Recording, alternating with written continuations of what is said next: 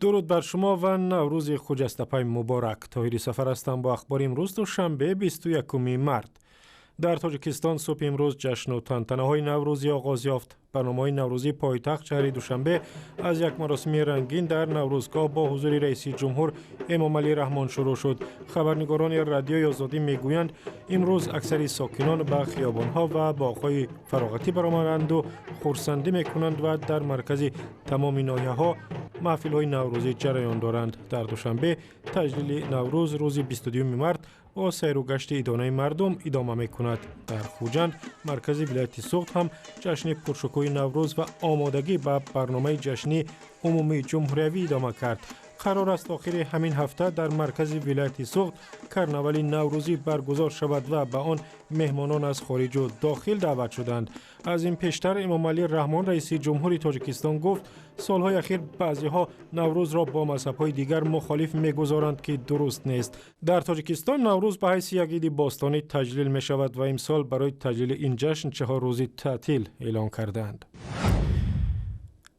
در جنوب تاجیکستان رزمایشی وسیع مقیاسی سربازان تاجیکستان و روسیه به پایان رسید. در این مشق‌ها با استفاده از تانک و توپخانه و هواپیماهای جنگی نیروهای دو کشور شیوه‌های محوی گروه‌های تروریستی را تمرین کردند. رزمایش‌ها روز 19 مارت در رزمایشگاه ҳарбмайдон در ناحیه قبادیان در حضور فرماندهان عالی رتبه تاجیکستان و روسیه صورت گرفت.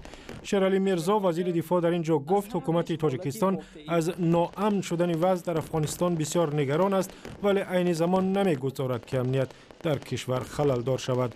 در آزمایش مشترک که روز 9 مارت شروع شد در مجموع حدود 50,000 از نیروهای مسلح با شمول 2,000 سرباز روس شرکت کردند. مقامات شرکت مسئول شاهروهی که دوشنبه را به شمال تاجیکستان می‌پیوندد میگویند راه مذکور را از برف و ترمه پاک کردند و روبوهای ماشین ها در این راه امکان پذیر شد. در شرکت ایرس روز 21 مارت به رادیو آزادی گفتند برف و ترمه زیاد در دو جای راه را بست ولی بعد سفربر کردن ماشین و تجهیزات این قطعه ها را در چند ساعت پاکیزه و راه را باز کردند. عین زمان به گفته نمایندگان شرکت ایرس ویران شدن ماشین های کهنه رانندگان و رعایت نکردن قاعده های راه سبب تنبشوی و سوس شدن حرکت در این راه مهم و حتی در داخل نقبی استقلال می شود. راه دوشنبه-چاноق پایتخت کشور را به ولایت سوخت می پیوندد و یک راه حیاتی برای تاجیکستان است.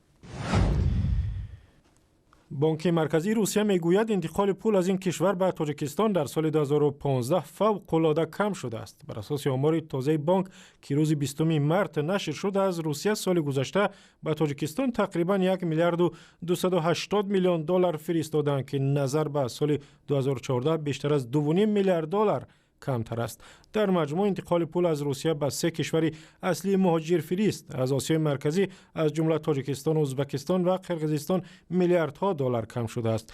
بحران در روسیه و کم شدن انتقال پول به تاجیکستان و دیگر کشورهای آسیای مرکزی سرعت رشد اقتصاد در منطقه را بسیار سست کرد.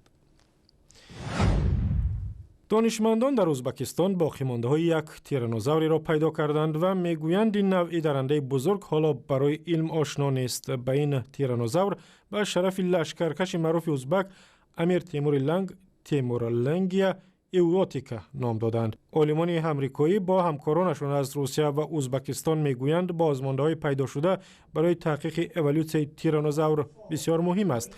بدن تیمورلنگیا ایواتیکا 1.7 متر و وزنش تقریباً 250 کیلو بوده است. و اخبار و ویدیوهای بیشتر در وبسایت آزادی، در صفحه‌های ما در فیسبوک و توییتر و یوتیوب و هم زمینه رادیو آزادی برای تلفن‌های همراه.